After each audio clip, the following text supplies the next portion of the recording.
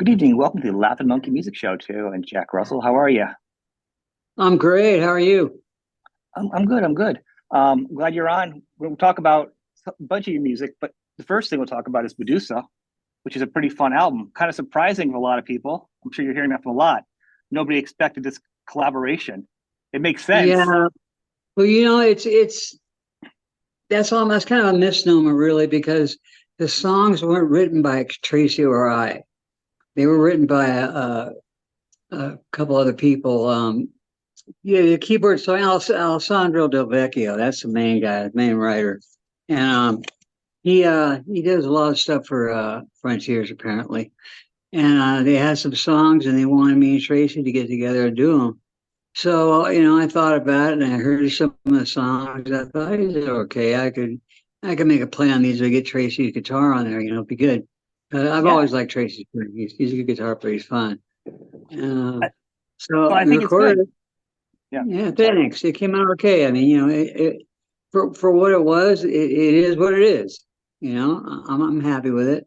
I mean, I Well, definitely put worse things in the can.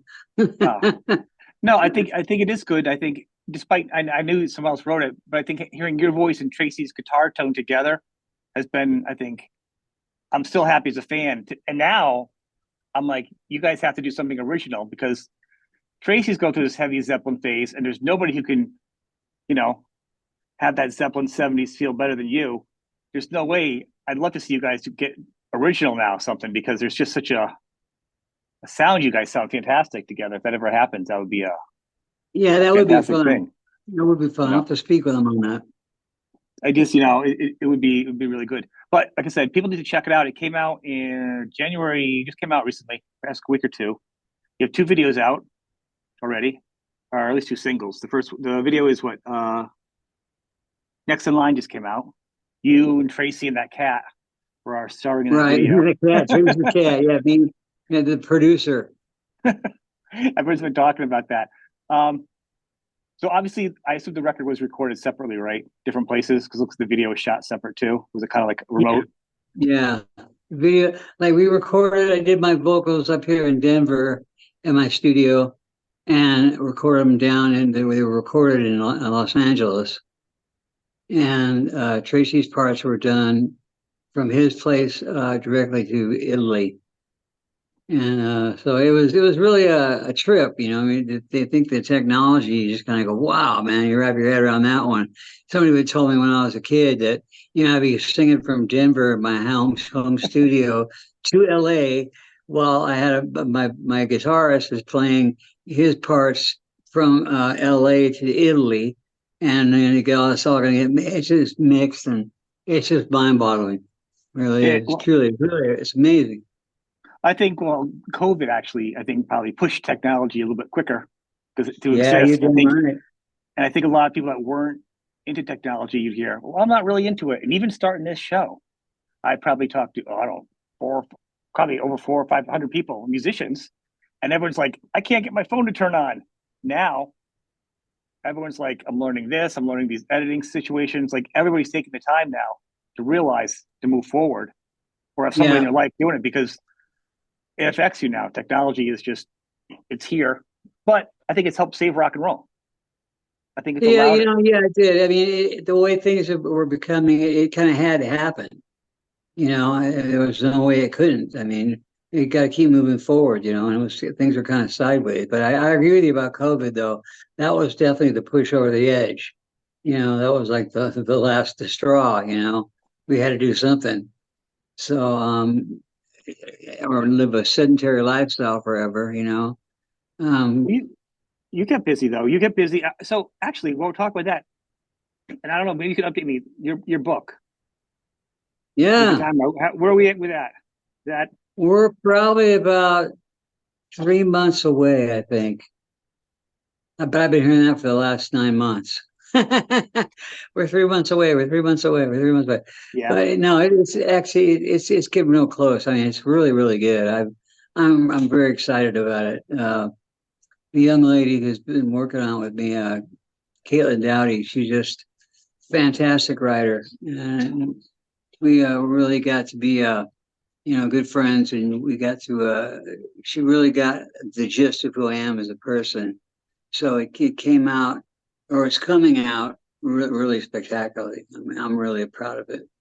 So by doing that, you probably worded it in your language. Like I could never have a write a book, but me, I would need somebody to ghostwrite for me because somebody can write in a certain way. But to that point, she sounds like she's picked up who you are, and so the book is written like you're speaking. Yeah, exactly. Directly. Yeah. And it's just more eloquent. And it's not like I'm going to go, hey, man, this is Jack. And then I was like, I went to this thing like, and fucking, and then like, we went to this other thing like, and, we went to the store one time and this dude came out and said, hey, buddy, how you doing, man? You need a band or something? I don't want my book Right. to sound like I'm an idiot. You know what I mean? Of course I'm not, but, No, but I'm sure you sound better. I mean, imagine the first time. Well, now I learned this, but like all of us did. But I'm sure you back in the day when you started doing interviews, you first hear you're like, man, I say the word dude, or I say or yeah a uh-huh, lot. You hear it back the first time. Now all of us are hearing it in Zoom.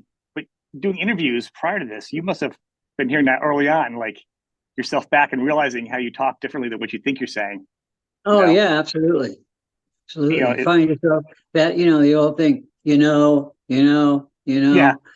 and well, and nowadays it's become, it's like, I was yep. like, she was like, they were like, and then we were all like, everybody like.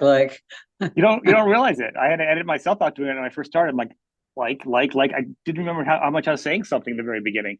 It's actually I know maybe better. it's depressing. It really is. It's like, we don't have any, vocabulary skills. What happened to the art of speech?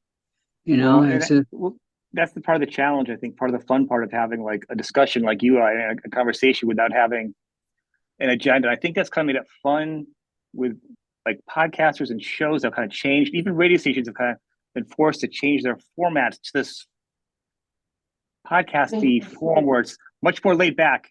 Where like I'm talking to you, and it's not the same 10 questions that you get all the time. There's been questions you've been beaten down about. Nobody needs to hear those anymore. Like it's a yeah, right. How conversation. did the band get together?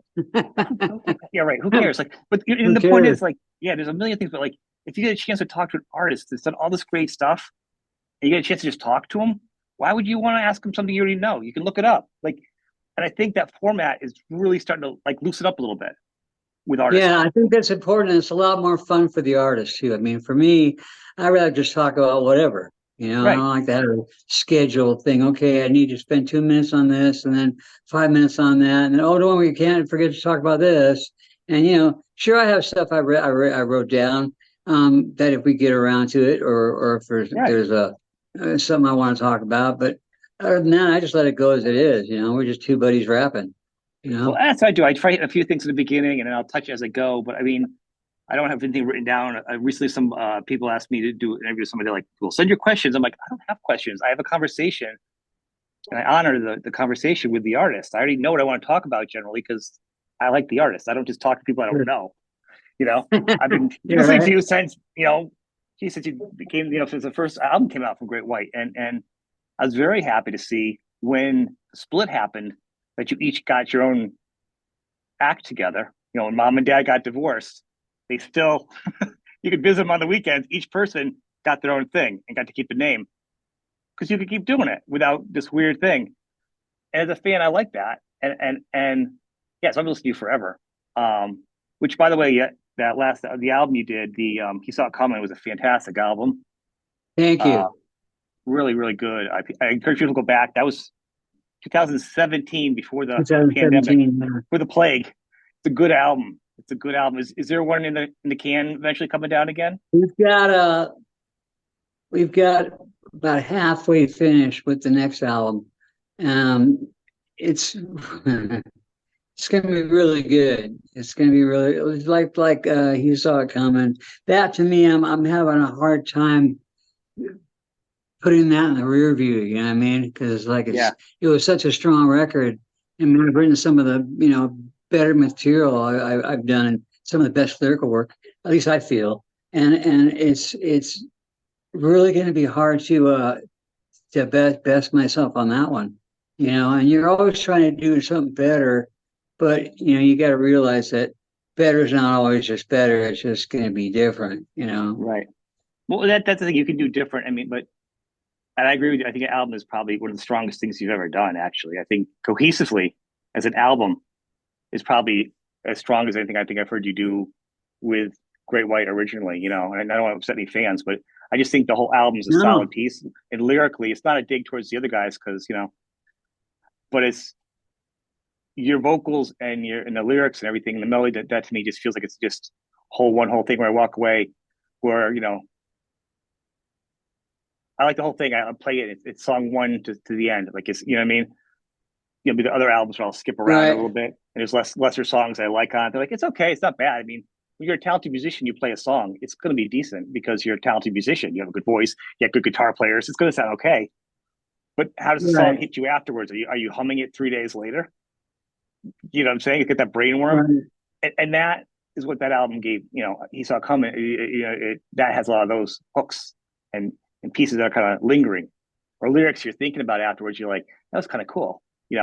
That to me is how it resonates with me longer than the other ones. I guess that's what I'm saying. Um, and the bar is high for you. That's great. Well, thank you. Thank you very much. I No, appreciate that. That means a well, lot to well, me. well it's good to see an artist that you've been doing it as long as you've been doing it to still be inspired to keep pushing yourself. And the fact you're challenging yourself, you're like, well, I'm here. I still want to do this good an album now. You know what I mean? You're not just dialing it in.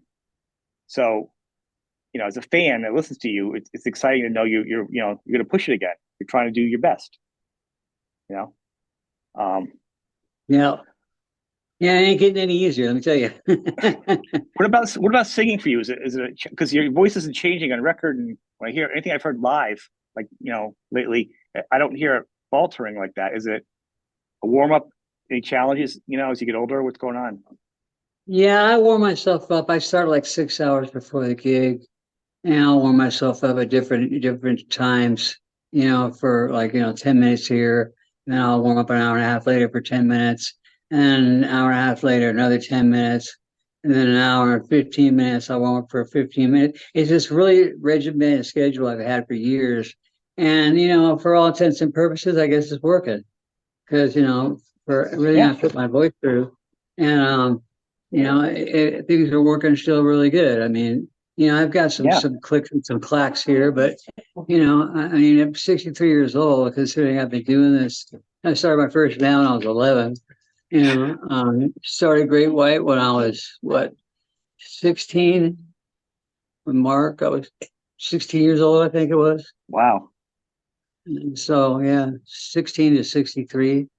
It's been a long time. I've been doing the Great White thing. I That's a haven't. lot. The weirdest thing is, it's sad to me. Is speaking of Mark, I was just thinking about him. I haven't spoken to him in over 12 years. That is just so sad. It is. It'd be nice, and I didn't. Like we're talking about it now, but I wouldn't have gone there. But I mean, I think it would be nice at this point because I've heard him say recently the same thing. He wouldn't mind talking to you or saying hi.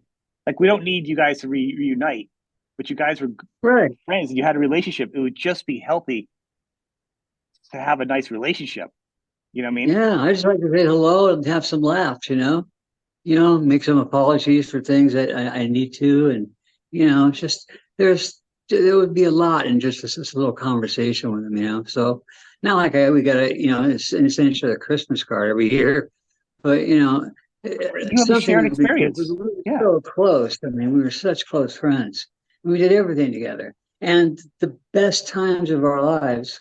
I mean, the strongest, the loudest, the coolest, the biggest, the heaviest, the most, bombastic parts of our lives were yeah, doing shows on the road when we were young kids. And now we shared that together.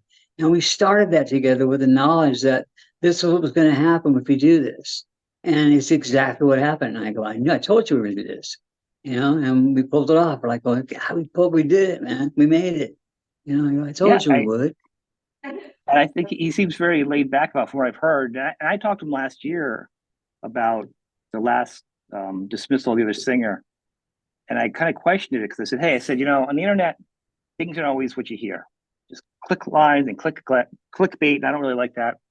I said, "But the way it was put out there is he didn't know about it. He got like an email or something before he knew, or he read it online." I go, "Is that really true?" And he's like, "Yeah, unfortunately, it was true."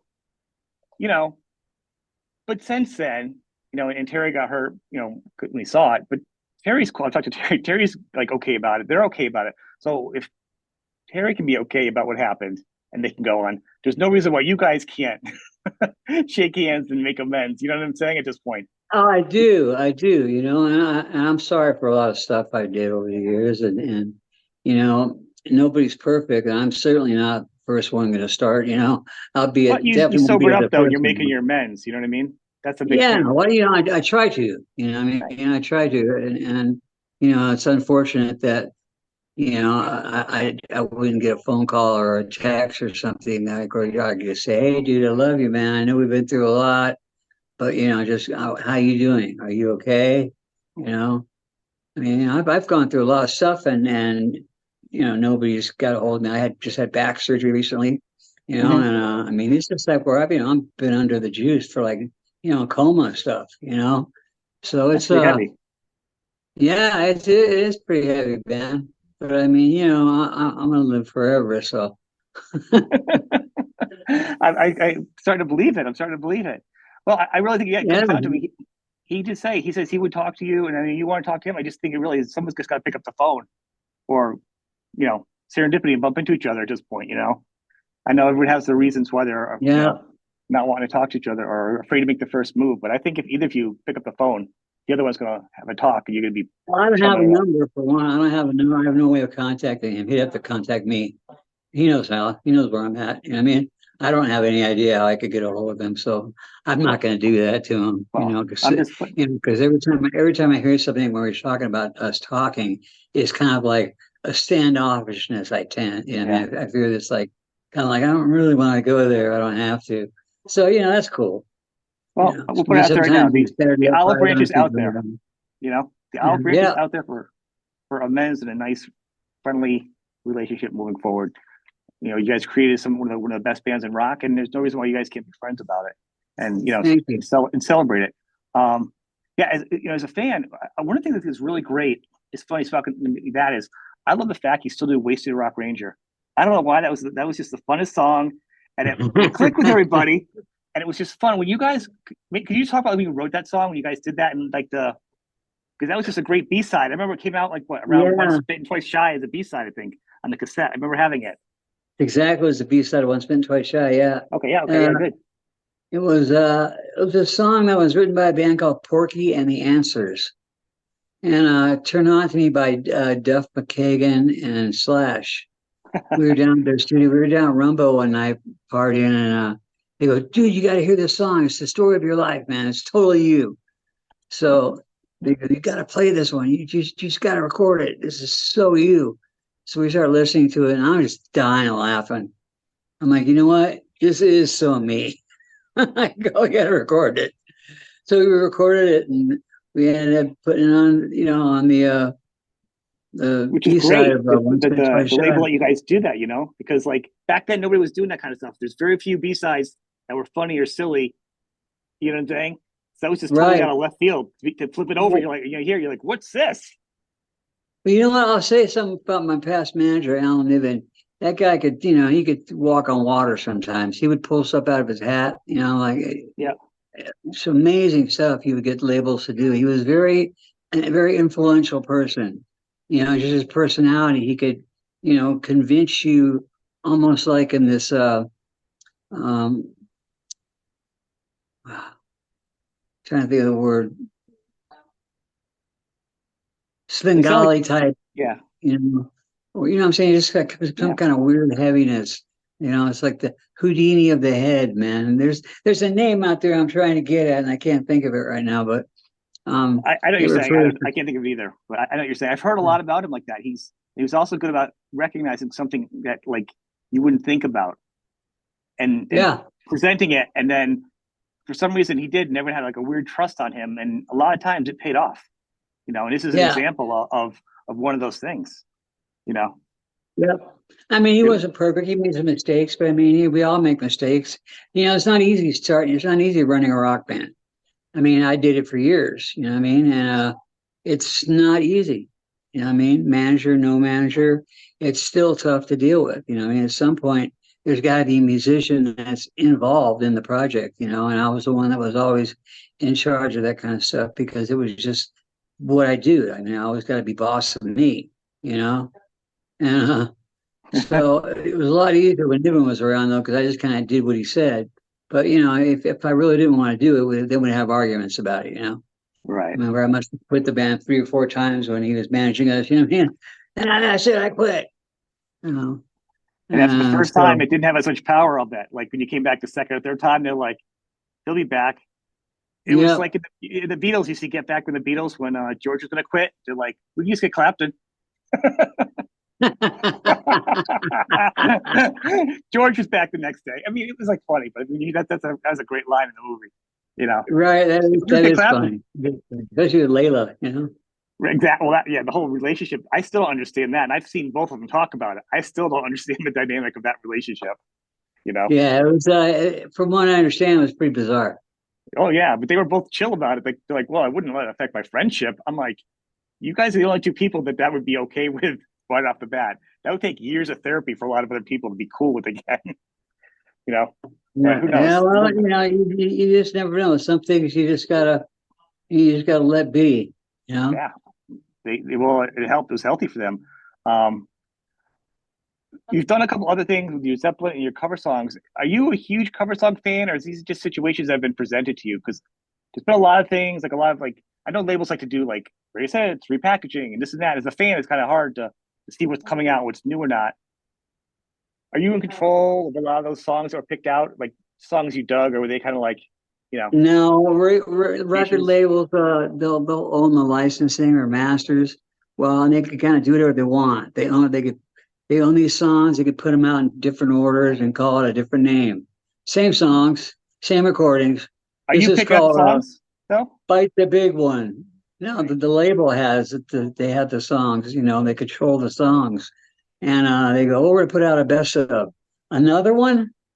I mean, how many best ofs can you have? With the There's a same lot. There's a songs on? lot. Right. Well, fortunately, there is material there, but a lot of times they keep using the same stuff. It's like That the very best of the best of the best of the best of the best of Great White. And it's revisiting like, Familiar Waters. Okay, yeah, the breakup yeah, years, Rock losing Me, from back, your yeah. waters. Oh God. You know. But they had a lot of good cover songs though. You did do a lot of good cover songs, and that's what I was asking you if you had any choice in those. Like you like Love Removal Yeah. Machine. Oh, That was a fun cover absolutely. song. You doing that? That was another left turn. Like I didn't expect. I was like, that's fun. You know, Tangled Up in Blue. That was fun. yeah, that was a good one. That makes sense. It was Trower. There's a lot of stuff we did. It was fun. Just a lot of songs we like. We could just start playing them. You know what I mean? And I'm getting ready to do another record that we're working on, but it's like completely different. It's like, don't you forget about me. I'll be around dancing. You know it, baby. Really, Songs like that. Yeah, yeah, yeah. I like that. It'll be different. It's that era of music and so it's the 80s still kind of slash 90s, Yep, but it's the different side of it. It's not the heavy, the 80s rock that we yep. did. It was the other side of it. The I don't know You know, what but you there's a call it. similarity though. Don't you agree? I mean, I think with the '80s rock and pop, the vocals were different. Everybody sounded differently, and I'm not trying to sound like an old man, but also there was always a good melody that Yeah, was recognizable, whether it was pop or this. And I like a lot of pop bands and rock bands at the same time. I listen to you know Rat or a Great White, and then like Duran Duran or something, and Power Station. You know, sure. because the melodies and everything was just all good. And, everything was just a guitar riff away from being a heavy rock song or a keyboard away from being a pop song. You know, Right. it's good. It was just a good song. Is what it comes down to. So, That's right. you know, I want to say, before we wrap this, there was something you said recently. I just caught this recently. Now I had never heard you say before. It's something I've been saying, so it's kind of funny. I was the same wavelength. Is when rock came along, and then it kind of hit the skids for a while with grunge, like everything, and then you know, and with me, I said I doubt there's gonna be a grunge revival or a cruise or anything, and the time comes because there just wasn't a lot of material. It was like a singles album. There's a couple of big bands. Don't get me wrong. Those guys are fine, good, but not like with this. And you'd mentioned the same thing I said is the fans also had work and jobs and kids. And you remember saying it's like and as the kids got older, also financially, I miss me adding financially. they can go back to the shows again. So that there was a good upkeep to the point where we're at now is at my age, I just went and saw a concert. I just went and saw a Rat with my, the Steve Piercy, with my daughter. Right. I'm gonna go see another show next week, and so like you're at a point now where you've gotten, generations are going now, so it's got to Right. be fantastic for you to look out and see an original fan and maybe their kid, and who knows, maybe even another grandkid on their shoulders. Like you know. Well, yeah, I've had that happen a lot, where I meet the grandkids and then they know the songs. You've got like down the front row, you got like a festival, you'll see like the granddad, his son, and you got his son on his shoulders. And they're all singing the words to songs I wrote like, 20 years ago, 30 years ago. And I'm like, God, man, this is amazing, It is. and you just never know. And the thing is, whenever it's my time to take leave of this earth, what I mean? If I decide to go, I was like, you um, just said you're staying forever. Come on, I it's probably have, controversial. but hey, I might get tired of it one day. I Which is might it? find something more exciting. But different place to write different kind of songs. But I mean, I think you I know, get what you're saying. The imprint you've made, whether an artist is here, it's like your legacy. And I think musicians have like three main tracks. Like, okay, like when you first start off, and I'm not saying there's a certain time span of like dates or anything. The first thing is like the starting off years, and then the second level is like the maintaining the years. And a lot of those bands they crash, they do behind the music type thing, all the garbage years. And when an artist can pull themselves together, whether they go back to the band or whether you've got your own version of the band and you do, this great album that was in 2017, they come back again, they're back. And then for the rest of their career, they're at this level. It's like they say legacy, but I don't mean legacy like a Shana Na concert. I mean like legacy like you're there forever. Those melodies right, you wrote are there. And I don't know if enough people realize how many great melodies you've come up with in your career. I hope within your lifetime they realize it. And the albums may have been like less radio friendly. There's so many melodies in those other albums that I don't, I've just kind of been not noticed because they weren't like big hits. yeah, some of And I the hope, lesser known songs, yeah, the B sides kind of, or the filler songs you want to call them. I mean, some of those songs are the best songs there. I think so. You got Because some they great put out songs. for a single doesn't necessarily mean that's the best song on the record.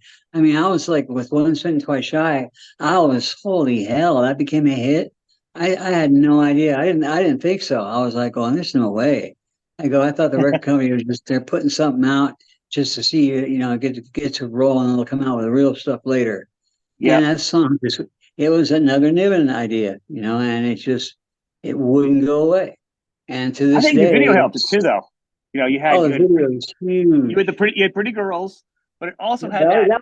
that was Bobby Brown's first video. That Oh, was was it? hers before yeah, Cherry Pie was next. That's right. He She was in though, but then it also had, and that was a time frame where like nobody was backstage. There's no, Patreons where you were in the studio. Like everything was so magical. Even on an album, on the road, you could see the band pictures of the Allman Brothers, but you didn't really know what went on in the mystery of a rock and roll band. So like in the video like that, you feel like you're like in a recording session. Well, it's really staged, but back then it felt like it was like this is kind of like watching them, you know, for practice or something. It kind of had a feeling to a lot of people like that, which made it kind of fun and magical at the time. I mean, obviously the curtain's back now. right, right. Don't look behind the curtain like the Wizard of Oz. But at the time, everyone's like, "Oh, that's really cool." It's not a big stage. They're sitting there with amps and stuff, and it's like they're kind of like girlfriends or people in the audience Yeah. hanging out, and it had a good vibe. So, and with MTV, it helps the video helps the song. It was a good song, but I mean, it was just a perfect time for that, Yeah, to timing watch was you. everything, man. It was such a huge And thing. Timing was very, very well, timing always is. I mean, yeah, but then your you voice, have you a had great "Rock Me" and the Angel song. It was perfect. I mean, the melody of your voice in that time, and the world was totally open to ballads and stuff. It was just, that was really. I think that's what sealed you was after that song and doing those songs like the Angel song, and then people go back and realizing other people that rock me and hearing these little the time changes in the songs, where it's like slow and fast and heavy. And there wasn't a lot of that. Then there's a blues lick and then your bluesy voice, and then it was like so much being offered in the band that was just different at the time.